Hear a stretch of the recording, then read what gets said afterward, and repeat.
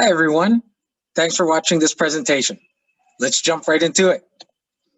Welcome to X and Y mark the spot, but on what map? Dealing with custom coordinate systems in FME. That's me. I'm your presenter today, Alonzo de la Cruz, and I'm the geomatics specialist at Suncor Energy. Now, custom coordinate systems are both the bane of my professional life and the source of my greatest successes at Suncor. And just so you can see where these get used, for our projects in northeastern Alberta, we use about 10 main custom coordinate systems. Let me explain. Here's a map of Western Canada. There's the province of Alberta in the middle. The area I'm talking about is this small little patch of land here, about 12,500 square kilometers. And we use about 10 custom coordinate systems there, main custom coordinate systems. And that number will only increase. See, every time we start a new project, we typically create at least one custom coordinate system for that project. And all those previous custom coordinate systems, well, all that data doesn't just go away. So that's why that number will only increase. We're always adding to the number of systems that we use. And for those of you who aren't quite sure what a coordinate system is, or a custom coordinate system, why don't you think back to school when you learned about Cartesian grids, in the X, Y, and Z. Well, imagine applying that to the Earth so that you make a Cartesian grid for the Earth, for a region, a province, a country, etc. That's what we're talking about here.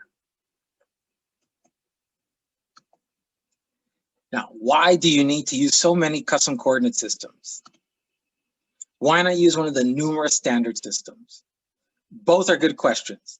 Spatial software like FME has a library of standard coordinate systems, hundreds, if not thousands of them. And why do we need to use so many? Well, I'll explain, and hopefully I'll answer both of those questions. Reasons. First reason is to make construction and engineering easier by having a coordinate system that matches physical reality. And I'll show you an example of that later. Third, it's making the actual coordinate numbers smaller. So those actual numbers attached to the X and Y, we're going to make those smaller with a custom coordinate system. And also, a meter in UTM, which is a standard coordinate system that we use, or any other standard coordinate system, does not necessarily mean a meter on the ground. Let me explain. Here's a meter in a grid, or a coordinate system. I'm going to use grid, coordinate system, projection interchangeably. In this case, they're pretty much the same. Now, you have a meter in UTM or some other coordinate system. That's what a meter on the ground looks like. As you can see, they don't always match up. There could be that bit of a difference. Now, the difference might be small, like only a few millimeters per meter. But depending on what you're trying to do, that's a big enough error that it can cause a lot of trouble. Now let's look at a specific custom coordinate system that we use at Suncor. So we're looking in the Fort McMurray area. That's really where these projects are. As you can see, pretty much north of Fort Mac. Now you'll notice here, I'm going to show you one inside that red square. What you can see immediately is the river takes a decidedly different direction inside this red square.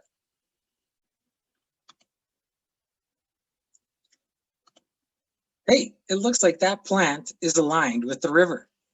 Let me explain what you're looking at here. This is aerial imagery. This aerial imagery is in the UTM coordinate system. In case you're not sure what that means, it's one of the standard coordinate systems. Basically, north-south in this coordinate grid is just regular north-south, almost. But as you can see from that plant wasn't built in a north-south direction. It's slightly off. It's more or less aligned with the river. So what happens if I want to change imagery that's in this UTM grid to a custom coordinate system? Well, I would do something like this. What you've seen here is basically what the software does. It scales, it rotates, and it shifts the data from one coordinate system to another. So here we're looking at that aerial imagery, and it's reprojected into our oldest custom coordinate system called LIS 86. Now, LIS 86 is rotated off north about 30 degrees. So as you can see, the river here is basically up and down in this coordinate system.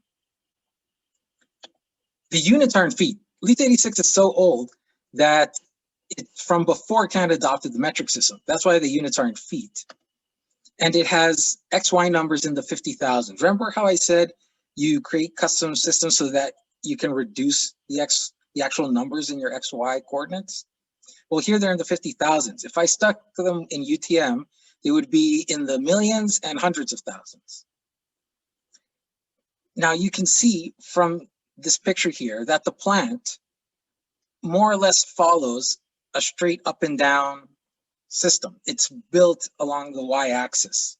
So if you look at those tanks, the white circles, you can kind of see the XY grid, how they're aligned with each other. If you look at the piping, kind of the vertical lines, you can see how they're aligned. So you can already tell that this was built along a custom grid and that the plant more or less follows that grid, and that grid was meant to match up with the river. Also, a foot in LIS 86 around the plant is basically a foot on the ground. What's important to remember, and it's one of the reasons why I have so many, is that the further away you get from the center of a custom coordinate system, the greater that difference grows. So the further away I would get from the center of this plant, the more a foot in LIS 86 does not match a foot on the ground. And at some point that error gets too big for me to just ignore. But in a never-ending game of whack-a-mole, Suncor generates and obtains all kinds of spatial data that needs to be converted to and from custom coordinate systems. And that's why I say this is often the bane of my professional life. Because these challenges with coordinate systems and custom coordinate systems, they come and find me all the time. But luckily, that's where FME can step in to help a lot. And I'll explain. First, adding custom coordinate systems to FME must be hard. Well, if you can edit a text file, you can add a custom system to FME. So how do you do it? Yeah, pretty simple. I add the custom systems and transformations to this file you see here. This is just a text file. And not only can you add custom projections to this text file, you can add the transformations. So let's say there's a specific way to transform from one to the other, you can put that in that text file. The good thing about this text file is it doesn't get overwritten when you update FME. So you don't have to keep doing this over and over again. And there's the screenshot of the text file to the left. Let's take a closer look. LIS 86, that same one that I just showed you with the imagery earlier. Now, this text file has all the parameters FME needs to read this custom system properly. So now this is in FME, so that can convert data to and from this system. I'm not going to explain what every parameter means. I'll show you where you can figure it out. But it has a lot of the basics. Datum, the origin of it. Parm1, you see is minus 32. That's that rotation we're talking about. Also, it has this nice little group parameter here. That makes it easily searchable. If you need to find one of these and they all have a certain group name, you can search up that name. You can also search it by description.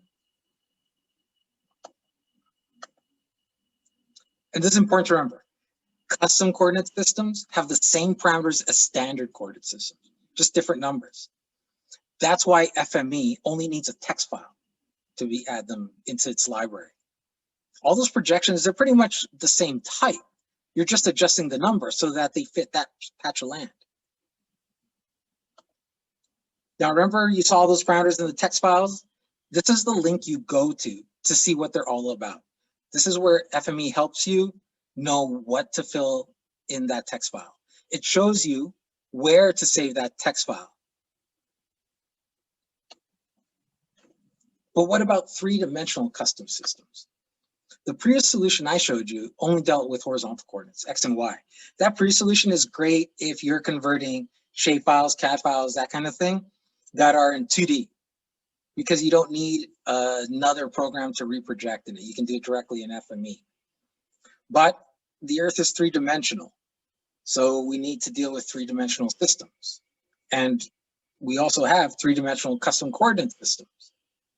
So what do we do about that? Well, you can add vertical transformations and vertical systems into that text file.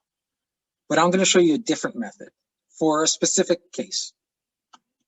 And this is a solution where FME really shines. Point clouds. FME is blazing fast when converting coordinates in point clouds. Now, for those of you who don't know what a point cloud is, think of a massive text file, like hundreds of megabytes big, where it's nothing but rows of coordinates, rows of XYZ coordinates. Each of those coordinates represents a point in physical space. And if you put them all together, you get a representation of something three-dimensional, like land or a building or some small object. And this is super useful, that idea to remember. Converting to and from our custom coordinate systems is at most difficult, a 7-parameter math formula. That may not seem easy, but the reason that is easy for us to use is it means I can make a single workspace to convert to and from multiple coordinate systems. See, I need to convert to and from these custom systems all the time. But by understanding that really it's the same formula, just different parameters, I can make one single workspace to do the work for me. This is the actual workspace that I created to convert point clouds. Now, the reader and the writer are point clouds. It reads in point clouds in one coordinate system and writes out point clouds in another coordinate system.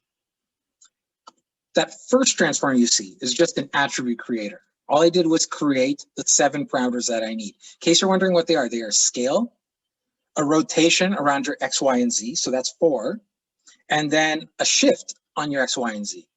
So that's 7. Those are the 7 parameters. The second, it's a filter, a test filter based on a user choice, so that the user has to choose the coordinate conversion they want to do. And all that filter does is push the data to the next transformers, which are just attribute managers.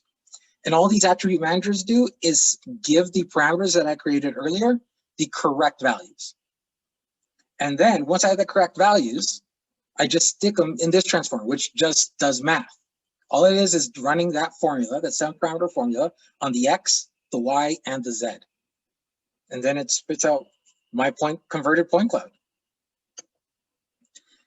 So when you run this workspace, and the reason I'm showing you this, it shows you how customizable point clouds are in FME. This is the opening dialog box. So you want to run the workspace. You can select a single file or multiple files. You can choose how many header lines you need to skip, the type of separator, if it's comma, tab, space. Here is the drop-down list I created so that you can choose the conversion you need to do. This is going from LIS86 to NAT83 UTM12. And you can now choose after that the output folder, the name of the output files, the output separator. Just because it comes in as comma doesn't mean it has to go out as comma. You can change that to space. The output file format, you can XYZ, CSV, text. And here's the log file. I actually ran a point cloud through my workspace for this presentation so you could see. And the log file has 2 important areas to show you. First, there was over 11 million points in this point cloud file. There's a massive text file, and FME converted them in less than 3 minutes. Try doing that in spreadsheet. So why use a math formula and not the custom projections you just saw me have in the library? I put it in the text file. Why didn't I use those in this case? Well, I prefer to use the formula for point clouds because I like having the control or the coordinate conversion in my elevation. See, when you are creating a custom system with an elevation component, a Z, it can be a little unique sometimes and a little odd. And so using grids or projections to do the conversion may not be as accurate as just using the formula. That's why I use the formula in this case to convert point clouds. Now, coordinate systems can be tricky.